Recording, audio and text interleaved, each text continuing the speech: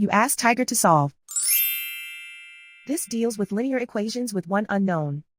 The final result is m equals -17. Let's solve it step by step. Simplify the expression. Expand the parentheses. Simplify the arithmetic.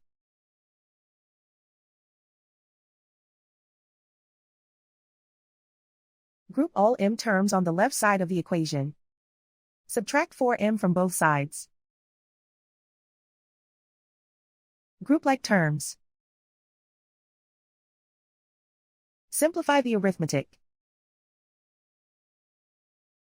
Group like terms. Simplify the arithmetic.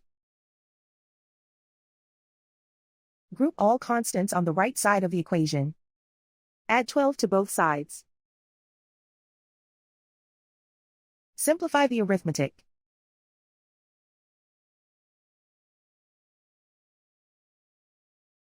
Convert the m into a positive number.